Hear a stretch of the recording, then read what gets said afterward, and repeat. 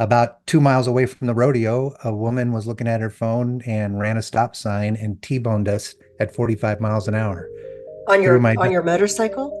on my motorcycle. Yeah, gaming is a wonderful way to not only keep your brain going, but to think of other things because you get kind of on an autopilot because it is structured in a way the brain loves to learn.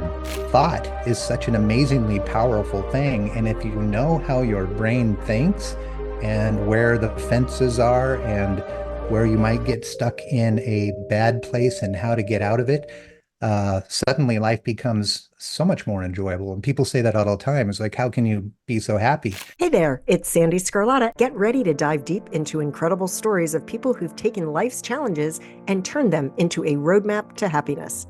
On this show, we're not just talking about overcoming obstacles, we're uncovering the real, gritty secrets to living a life filled with peace, joy, and genuine happiness. This is Happiness Solved. So let's get started because happiness is a choice and the choice is yours. Such a pleasure to be having you on my show today. I've been wanting to talk to you for a very long time. We were just talking about this before I hit record that your publicist, who's phenomenal, has sent me your information for months now. And it, like I just said, nothing personal. It's just trying to get everybody on my show. And so I've been really wanting to talk about this. And I always feel like, when's the best time? Right now, right? Like it's all perfect timing. So No how's it matter going where you're today? at, that's the place to be. Right. Well, and it's funny because everything happens when it's supposed to, like I just said.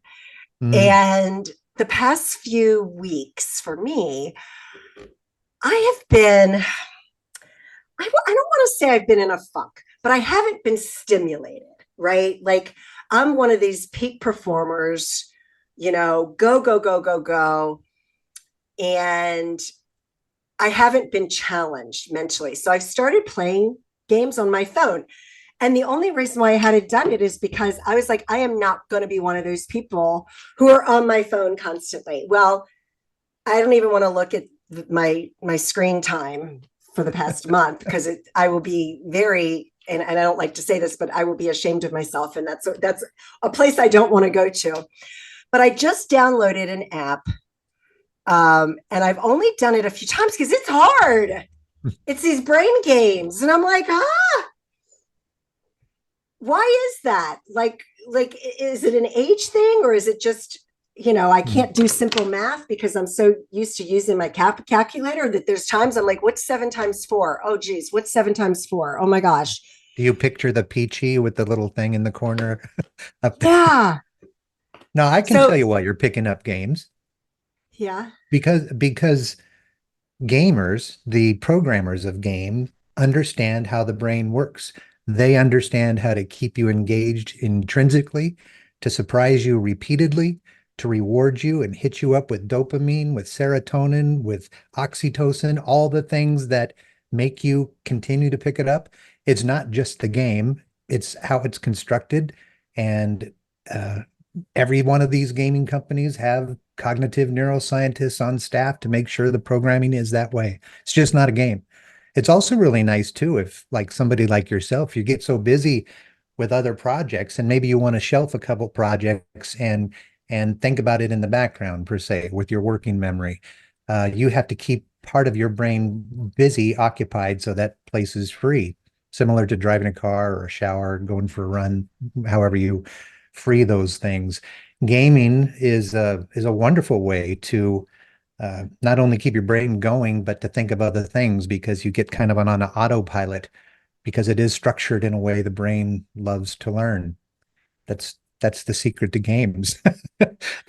Some people are really good at it, and people get addicted to it, like I say. And it's not bad for cognition, for actual thinking. They keep you, a game keeps somebody, especially of your stature, in your prefrontal cortex, where your executive functions happen, where you get to innovate and problem solve and strategize and predict. Those things are fun for you. And if they're managed in a way that keeps the meal appetizing every couple seconds, because again, we like novelty, the brain likes novelty. We don't like to sit there and listen to somebody yammer on for an hour. We like channel switching. We like seeing new things. It's the same reason why television news will have 40 edits in a 30-second story, because they want all learning lobes of your brain actively involved in whatever it is they're saying. They know what they're doing.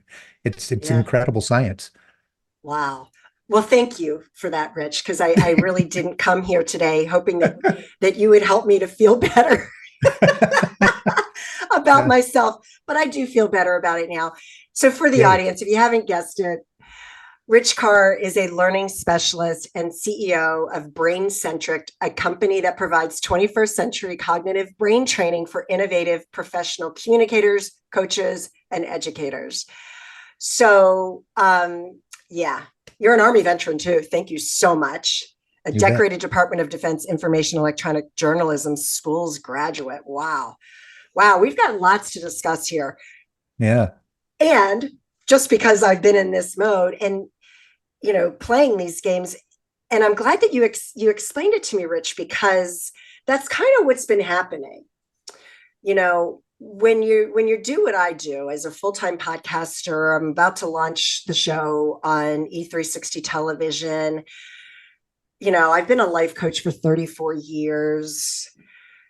You're always reinventing yourself Mm, constantly. In every today's day. market, it's a constant reinvention. How can I do this differently? How can I do this better? And I think that's what's been going on lately is because I do notice as I'm playing, I am all of a sudden I'll get an idea and I always have a notepad next to me. Oh, Yeah, that's great. And I'll write it down.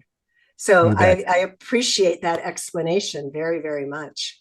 No, it's just a fascinating world. Thought is such a fascinating world. I mean, and think about this. Talked about starting this off with something profound.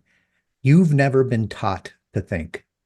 You've only been told to think, and typically what to think about, even though Right. you have no lessons on how to do it. And that was really the impetus of writing the first book, Brain-centric Design, or the subtitle of that is, if I can remember, the surprising neuroscience behind learning with deep understanding. But brain-centric design is literally how the brain accepts new information. I mean, literally the breadcrumbs.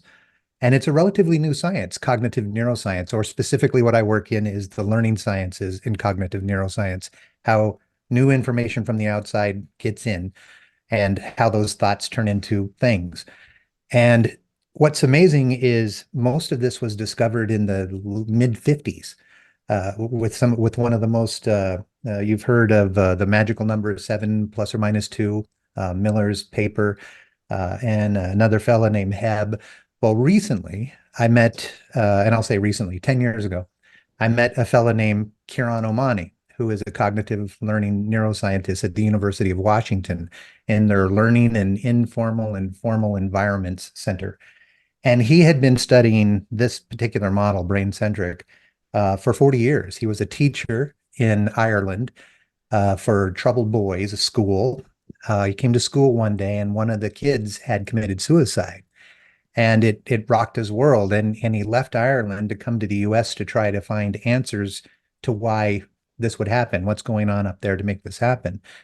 And as he studied this, he was trying to push this model into academia, which is a very big ship and very buckled down in how it presents curriculum to people based off of originally off the Model T, how the Model T was built, and from the president of Stanford when they put all this stuff together, literally moving cattle through levels of, but it wasn't necessarily learning. And my story, if you don't mind me going into a little bit of a personal piece of Please, how this please thing do. happened, Yeah. my daughter and I were going to a rodeo. We were on my Harley. My son was following us about a mile behind with the truck and the horses. My daughter's a barrel racer. I was a team roper. About 2 miles away from the rodeo, a woman was looking at her phone and ran a stop sign and T-boned us at 45 miles an hour On through your my on your motorcycle? on my motorcycle. Yeah. The Oh, and it was amazingly destructive. We both survived, obviously. well, My daughter, amazingly you survived. Yeah. oh yeah, I got mangled, honestly. I had my right arm torn off, my right leg ruined, which they ended up removing it right around the knee. Oh And my goodness. they reattached the arm. My daughter, we broke everything basically on our right sides because that's where we were So hit. do you have a prosthetic on your leg? I do. I have a carbon fiber cheetah, the kind you see in the Whoa. Olympics. And now Uh, your arm, sorry for interrupting you, but this is fascinating me. Do you have full function of your arm? yeah, no, I'm pretty much 100%. I can't throw a football like I used to because when they put it back together, I can't go past that, where Okay. the other one I can. So Right. there was some give and take on that, but it's my arm, so I'm very pleased about that. But the big change in thinking, well, let me finish up on this. My daughter healed up wonderfully, ended up getting a scholarship to Texas A&M in barrel racing. So Wow. she healed wonderfully, broke her hip, shattered her whole right side, just a mess. And then what happened to me was I was in the Harbor View, a cute place up in Seattle, hospital, for several months. And when they finally got me out of my bed, they put me in this room, a support room, with all these other people that were pretty buggered up, some worse than me, some not as bad. And I remember explicitly, this was a moment of biggest change in my life. Pretty drugged up, obviously, for a while. About a month of that time, I was out, and my brother was power of attorney over stuff. I came out of it, leg was gone, arm was back on, kind of sewn to me because things have to heal.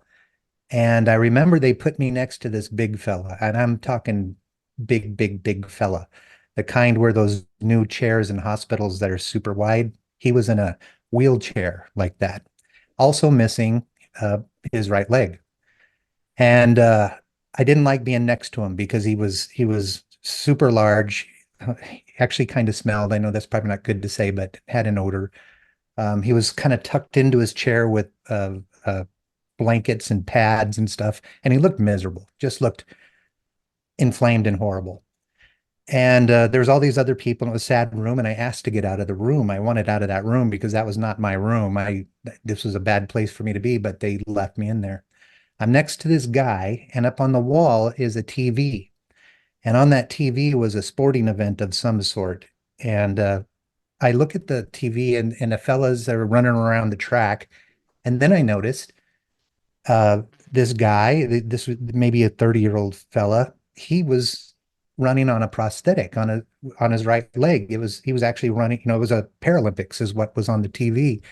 And I'm looking at this beautiful man running around the track with a prosthetic, and this man to my left. We're all missing our right legs.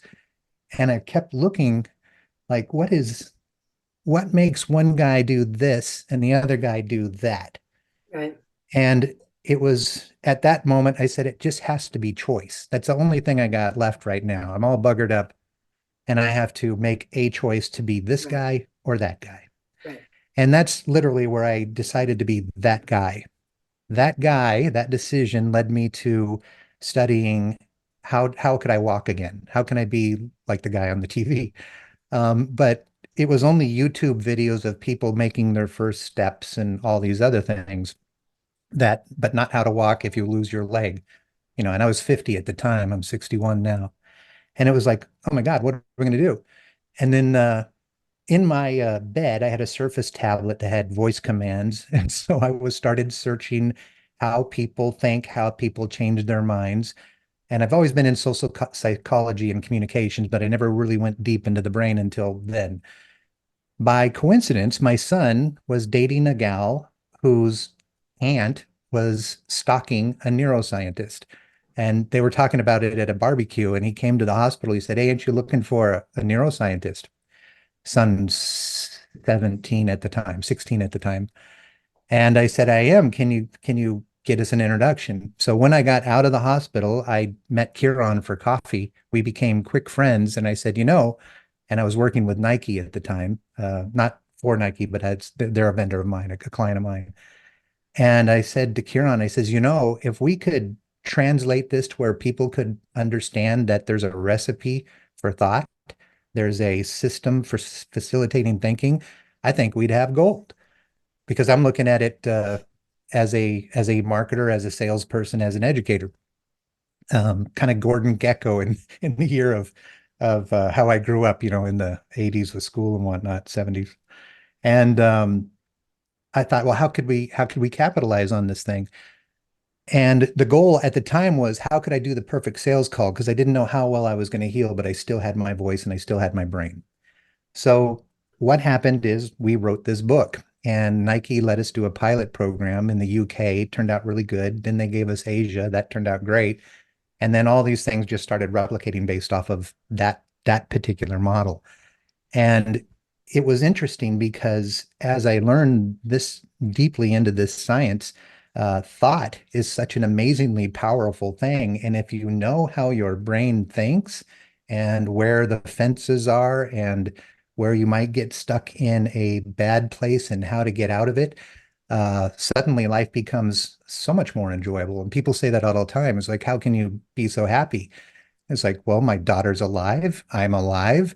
I'm incredibly fit for not only maybe my age, but for the condition I have. And I could either hang a hat on some of those things or not look at the positive, but know the positive and know how to realize it every day, every moment basically possible, and know how to question those things when I'm in the red, so to speak. So the second book, Surprised, was a further dissection of the first one's model in that what the brain loves, going back to your game, is to be constantly surprised. It loves novelty. It pays attention to those things that are unexpected, and your whole body focuses in on that thing. And if you understand what's happening, you're able to play with that thing and make it a benefit for yourself. So we do that for corporations, for the military, for anybody who comes along. And I say that in a weird way, but it's one of those things that, again, you've never been taught to think, well, here's a way to do that. And that's been quite popular. Wow. Well, I'm just amazed at that story. And I actually was like, okay, I don't want to forget to ask this question to you. And I ended up not even, I don't even have to ask you the question because you went through the whole thing. And all my listeners know I'm always saying, number one, everything is a choice, right? And you made Uh, that choice. And you've demonstrated by your story that you use that tragic accident. And instead of it happening to you, you've now turned it into something that happened for you. Without it, I love the way you say that. And I'm going to steal that if that's okay. Please, please. Because, people will say, again, they'll be surprised that I'm happy with all this stuff. But it's to me, it's actually not a surprise where yes, that was a tragic thing and horrible things happened, but nobody died. That's right. We are both my daughter and I are so incredibly close now because of it. Because I tell you, there was a moment where I Well, she thought I almost died. lost her father, number one. Well, that was one, yeah, and we're Yeah, close anyway. I mean, I have four right. children. She's my youngest, and Oh gosh, she's daddy's little girl. Oh, well, yes and no. I mean, they all are. I have three daughters and a boy, and we're it's a wonderful deal. But the super interesting thing that occurred out of all of this was when I was in the ditch. I remember just a couple things because I was lucid. I didn't get just clocked. I remember noise, like static noise, just intense static noise. No pain, believe it or not. I didn't feel pain. I had a lot of noise. I remember looking down at my leg and going, "That's bad," because it was oh, really bad. I can't Because even again, imagine. it came 45 miles. I stiff armed it, and that's what took the arm off, because I stiff armed the car, and the point of contact was right below the knee. And because of the angle I was at, and not only did that just crush everything, but it threw the femur out my backside, and all kinds of details. But I remember looking at that leg going, okay, this isn't bad. This is bad. And through all that static, I started to hear something, and it was my leg, my leg. I can't straighten my leg. And I remember at that moment, I just smiled and I thought I died then because I thought, oh, good, she's alive. Oh, So we had to go to different hospitals because we had different degrees of injuries. Fortunately yeah. for her, I was kind of her airbag. with the way Yeah. we hit. So, and Yeah. we again, fortunately, landed in a giant irrigation ditch, which was about 6 feet deep, full of grass. And the So you had a bike little didn't, bit of padding yeah, I instead mean, of all hitting we concrete. exactly. Well, we did roll little. We had all that concrete burn stuff, they call it. Yeah. Yeah. Um, but she started healing really quickly. And I remember when I got Well, because she home, was young.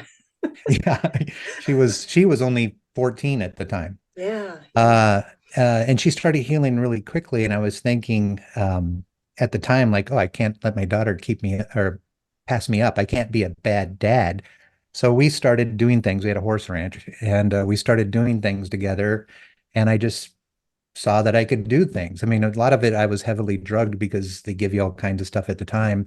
But I eventually got off of all of that. And like I say, she ended up getting back on the horse, still holds all these records in Washington and Oregon, uh, was on A&M's barrel racing team. And now she's a financial account executive for Gartner Research, kicking it. And we have all kinds of fun stories that come out of that because one, we survived. Two, we both learned a lot out of it. Three, well, actually, both books came out of it. And then as we started playing with that, suddenly life became so much easier because now we know why certain things happen in the head and what we can do about it. Like she's in sales, and part of the book is that it's to really resonate with anybody, to connect with anybody, you have to have affect before effect, emotional connection before business outcome. You Right. can't just, put somebody into a amygdala hijack and expect to get what you want. The brain really does two things. It keeps you alive. That's all that animal brain everybody talks about, the lizard brain or what have you. And the other thing it does is help you thrive. We have the biggest prefrontal cortex where your executive functions happen in the world, in the animal kingdom. That's why we're at the top of the food chain. And now there's a recipe that really started in the 50s, as I said. In the 90s, it became kind of the decade of the brain. And my old boss, Paul Allen from Microsoft, worked for him in Portland. He started the Seattle Brain Center, and suddenly we have fMRI, and we could start seeing thoughts travel through the brain. And so in the early 2000s, brain became a really big deal. And now it's something that we can navigate, I won't say with ease, but when you narrow it down to a very, very, very small niche, like the learning brain, not all the brain, but just the learning brain, it's literally a breadcrumb trail from new stimuli to active thought. And you can manage that with yourself and with other people if you know how that's done. Wow. So in your bio, you talk about, um, it says, you say, by aligning communications with how the brain processes information, your profound understanding of cognitive learning, neuroscience, and applying that to communications within the workplace has yielded consistent and predictable jaw dropping outcomes. Yes. What are some of the outcomes? Can you just explain that a little bit? Yeah, it's such a desired state where basically most communicators, and that's again educators, salespeople, anybody communicating, they imitate how they were taught. And most of us were taught by sitting down, shutting up, listening for an hour, and then being quizzed. That's memory. That has Right, nothing to do with understanding. That's just recall. right. And learning never took into consideration the fact that your dog got ran over that morning, or your parents are on fire, or the IRS called you. All these things that occupy what's called working memory. And working memory is small. I mean, small. If the brain was the Milky Way, the working memory is about the cubic inch. It's Mm-hmm. amazingly small. And we simplify that in the model by saying, by using Miller's law, which is at 7 ± 2, you can only manage 7 ± 2 thoughts at any given time. Okay. But that was when it was done in 1956. They redid the study with a much larger sample size in the early 2000s, and the number we use now is 4 ± 2, meaning on a good day, 6 new thoughts will anchor. On a bad day, two. This model presupposes that everybody is thinking of something else before you start talking. Of So, course. yeah. I mean, you're thinking of whatever, a messy office, the IRS, your dog's sick, all those things. So we predicate any kind of communication on two thoughts. And then we scaffold all the information under those two thoughts to reach a big idea. So what communicators don't do, they're usually subject matter experts. That's why they're in position of communicating. Subject matter experts are not always the best communicators. They get lost in their own weeds. They can't see the whole picture because they've forgotten more than most people will know. And so this model, again, has a new wrinkle to it in that the communicator needs to know what their big idea is. And the big idea is what people will leave understanding from your talk, not something as simple as mindfulness, but a real deliverable. Something like I'll wake up in the morning and do this thing, and they'll start doing this because I showed them. What two things must they know to understand that piece? And then everything is scaffolded under that thought. I'm oversimplifying it, but it really comes down to planning your communication with what they'll walk away with. And before you even start building that communication, you need to know, like if you were building it, Sandee, you would need to know what your measurement of success is. Then when you use this model, everything that you say aligns with one of those thoughts, which aligns with that big idea and your successful outcome. So an example would be speaking to your kids about driving drunk. That's not the big idea. That's the subject matter. The big idea of talking to your kids about driving drunk is that they will never drive drunk. Simple enough. You would measure that by them calling you after they've had one too many beers at a kegger and saying, Dad, pick me up, or they don't get drunk at all, or some kind of behavior that says, I'm not driving drunk.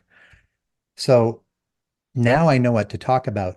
And what two things must my child know to not drive drunk? Well, they need to know the effects it's going to have on their body and maybe the effects on somebody else. And you can put together an entire lesson plan based off the priority of things brought underneath that if you challenge that person before you start talking. And so an example would be in this model, hey, Sandee, I don't want you driving drunk. Driving drunk is literally like me blindfolding you and telling you to navigate the house. And if you do drive drunk, you could kill yourself or one of your friends or a bunch of people.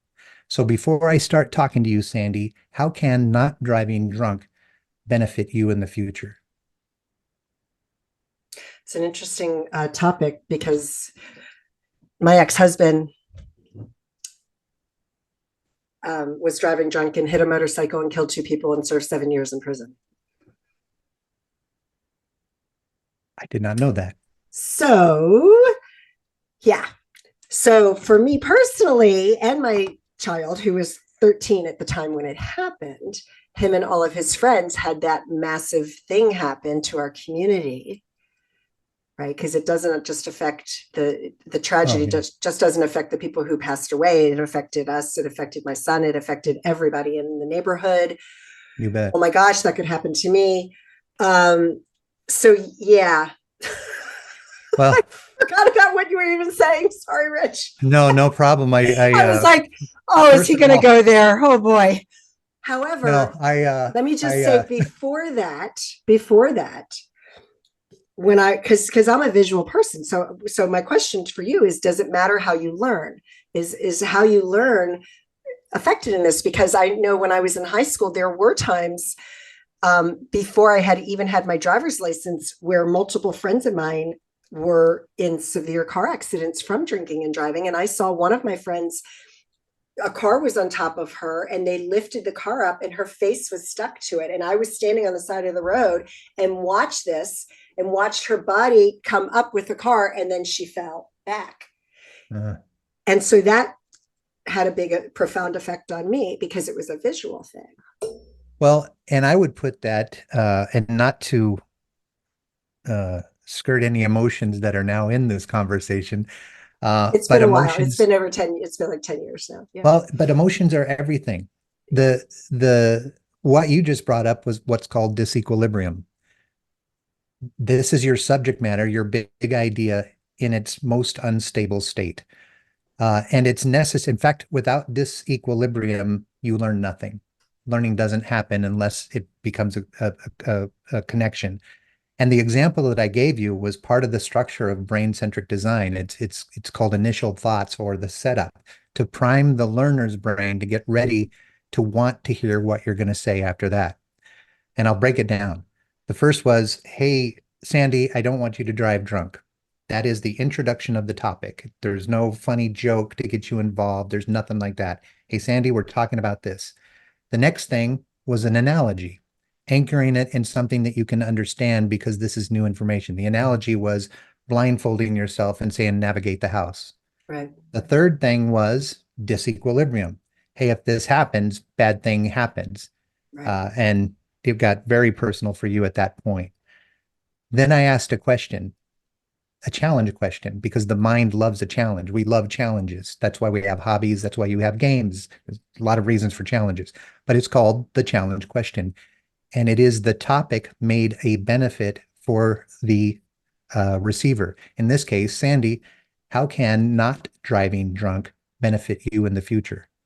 And then I, as the speaker, shut up So how can because it bet not? Yeah, you'll think about it. sure. Now you are totally primed. I have set your reticular activating system on everything that forthcoming because you're thinking of your answer to the challenge question.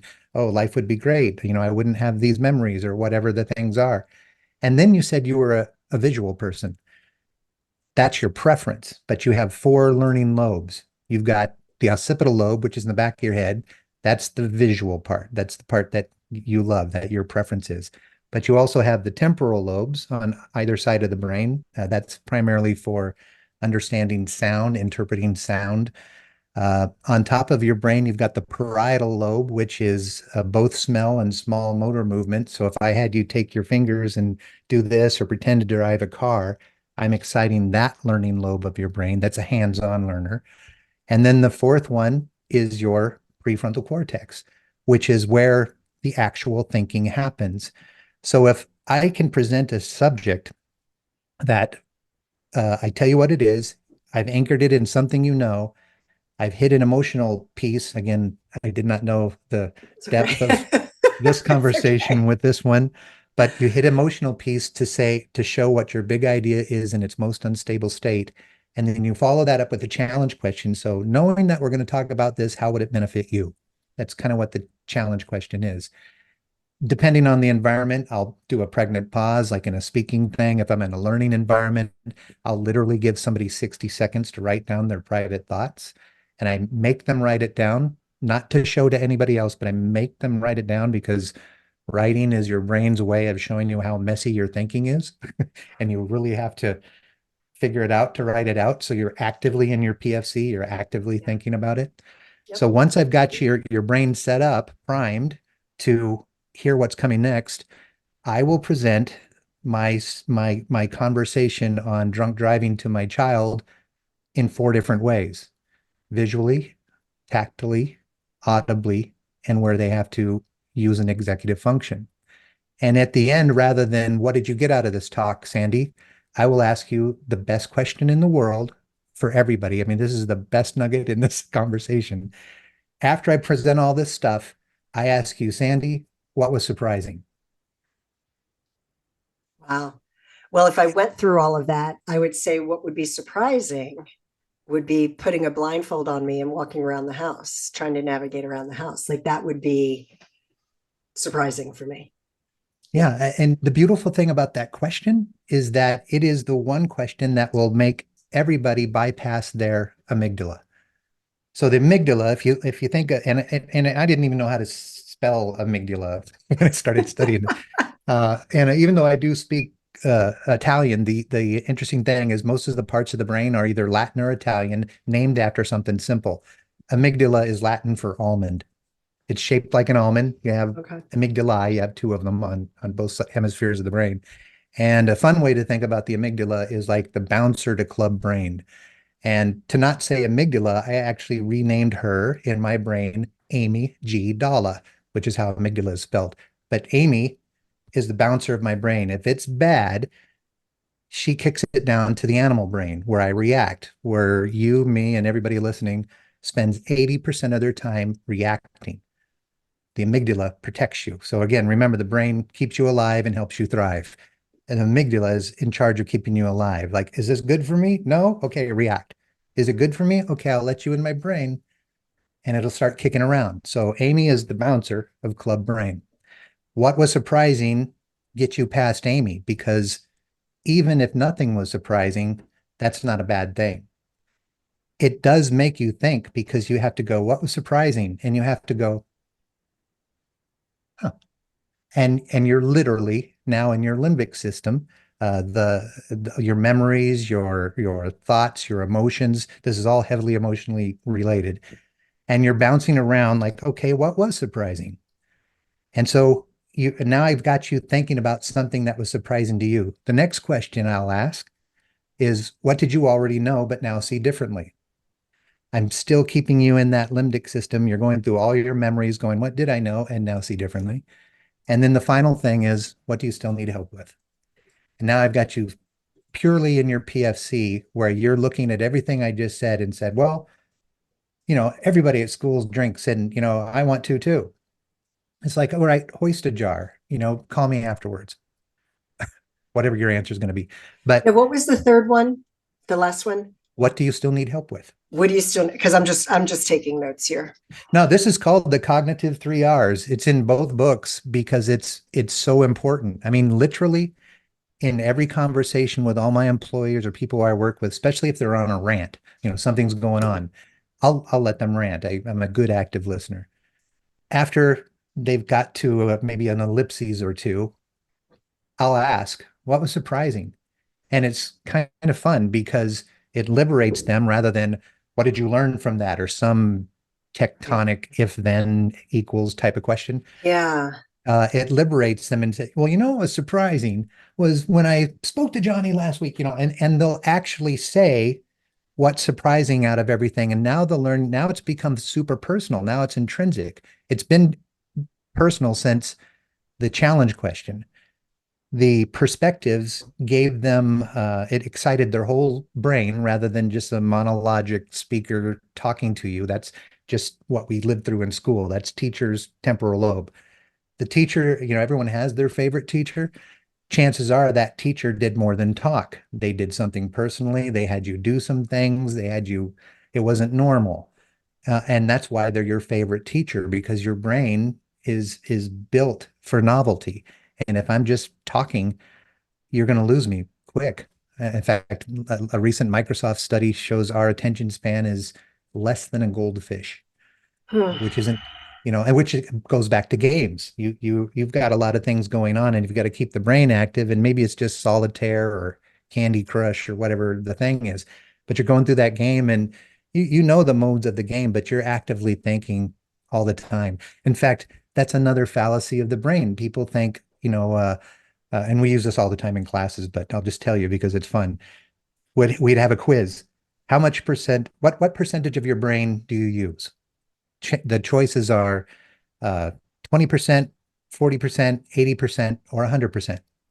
Every time we ask a group of people this, the majority of them say 20%. And that's because somewhere back in school that was said to us. And what that Right. was based off was a study where they took out parts of mouse's brain until it died. And it ended up that past 20%, the animal brain, which keeps you alive, blood pressure, breathing, heartbeat, all that. You take out that, body doesn't work. But if you take out memories and thought and all this other stuff, you can still operate.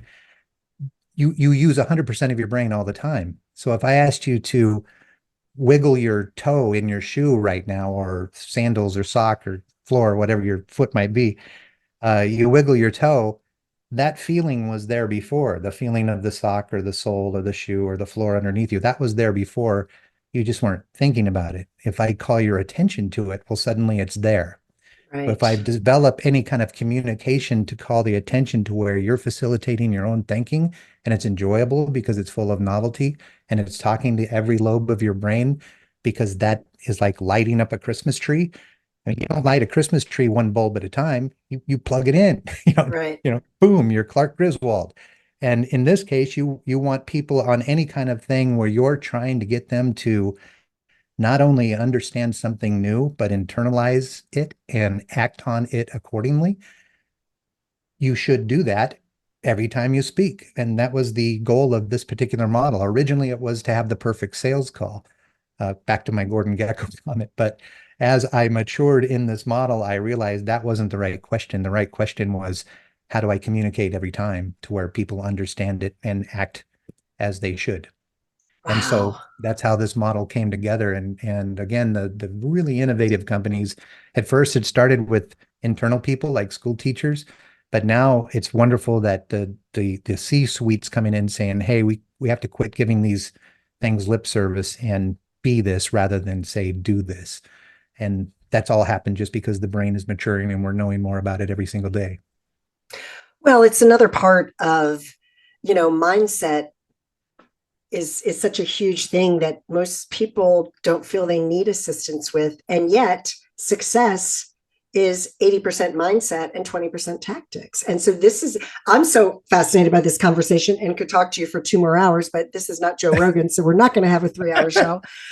Um, but like, I'm so fascinated by this because I'm just fascinated with the mind. And it's one of those areas that I haven't done a lot of research in, because on a daily basis, as my audience knows, I'm just trying to stay as positive as I can because I have so many negative thoughts that creep in constantly, and finding new ways to deal with this stinking thinking.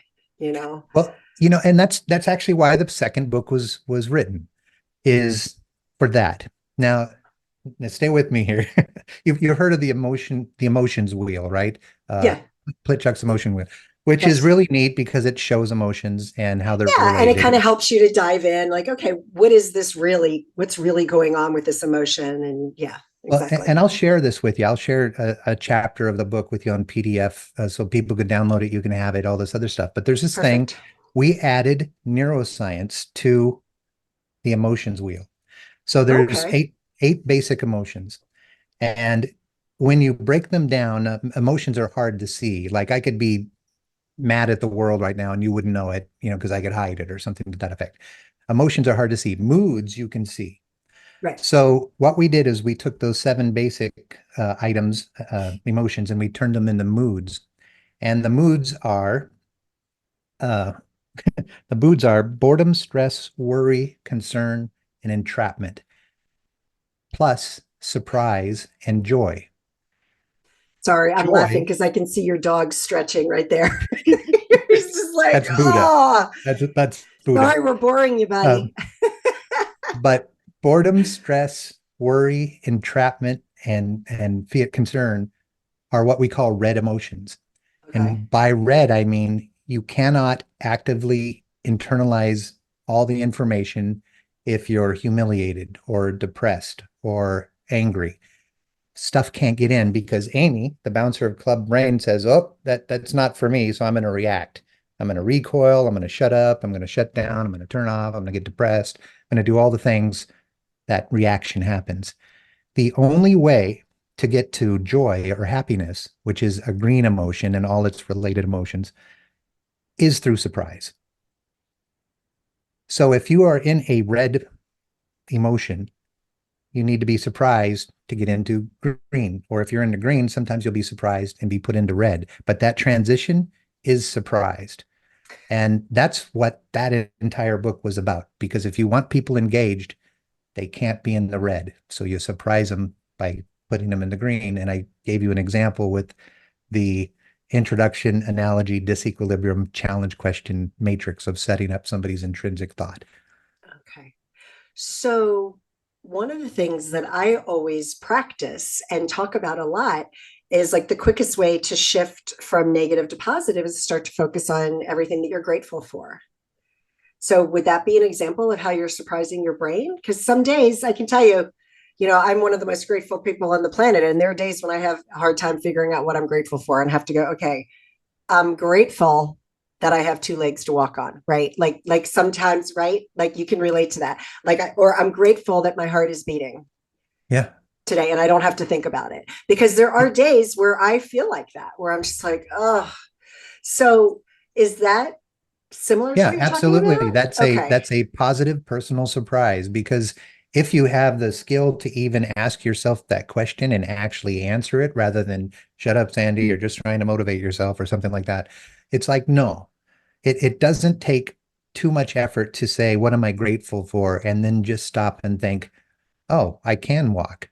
Most people don't know I have one leg or, Right. whatever I'm grateful for at the moment. I'm happy my dog was stretching there and made you giggle. Those things are wonderful little surprises. And it doesn't take big surprise. It's not boo Right. or happy birthday or anything like that. It could be something as novel as saying I was reading National Geographic last night, and they were still excavating around Vesuvius, and they found a 3,000-year-old vat or jar of honey, and you can actually eat the honey 3,000 years later. It's still No way. honey. Yeah, I mean that's a surprise. Now it's just a general or what we call a neutral surprise, but it's enough to go, oh, I'll be damned, Right. which Yeah. will take you out of a mindset, Yeah. because you've got fixed mindsets. People just refuse to say, well, I'm going to be here. I'm going to be in a bad mood because that's what I'm going to Mm-hmm. be. And then you have growth mindsets. And of course, we're talking about Carol Dweck's work. But a growth mindset is saying, oh, we can get better.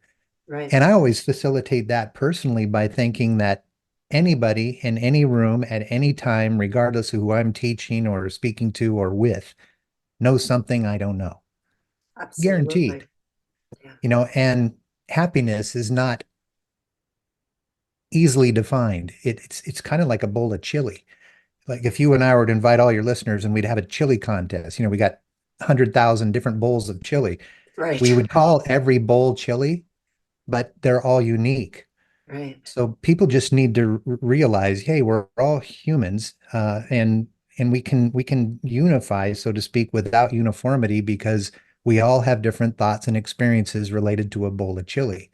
And if you start expanding your world that way, rather than it's always beans and it's always hamburger, or whatever your recipe is, then you realize, like, oh, yeah, how wonderful is this? And when you're in a psychologically safe space, or like within this model, we call it a greenhoused environment because we preface this entire model off of Boyce's work. Have you heard of the dandelion and the orchid?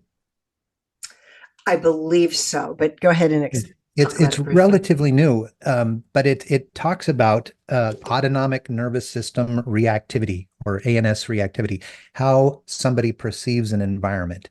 And I'll make it really simple. Dandelions and orchids are the analogy here, like the flower. The Mm-hmm. dandelion, grows anywhere. It's resilient, grows in the cracks, grows in snow, Yep. doesn't matter, they grow. The orchid has to be greenhouse, perfect water, perfect sun, perfect soil, perfect pH, perfect neighbors, perfect everything. When you're speaking to people, you have to know that a dandelion can take on anything. So your kids, a quick example, you tell your kids, you have two kids, you tell them to clean up their room when you come back from work. You come back from work, neither one of them clean their room, so you send them to the room, some sort of punishment. Dandelion goes to the room and says, meh, mom's a jerk, goes about their day. Orchid goes to the room, goes, mom hates me, teacher hates me, I'm no good at anything, I got a C today, I can't even clean my room. That's an orchid. Just reacts to the environment differently, not worse. Your most brilliant people are typically orchids because they are they're thinkers. They think of the world a little bit differently. They see things that other people don't see. And in this model, every time we present for the orchid because the dandelion doesn't care. The orchid needs predictability, consistency, Mm. kindness. Predictable, consistent, and kind. They need to know that before they open their mouth, they're not going to be ridiculed, or they're not going to be attacked, or they're not going to be this, that, or the other thing. And I'm oversimplifying the dandelion and the orchid piece, but autonomic nervous system reactivity, or how people perceive the argument, is why we have the Chiron principle, which is affect before effect. If you want to win the hearts of people, you have to win the hearts of people before you start shoving something down their throat. If they see it's good for me right here, right now, I'm in. If they don't, they're out. So how we present this model is so you, the listener, the learner, the whatever, sees that there is a benefit for you at that very moment and that it's safe to partake in.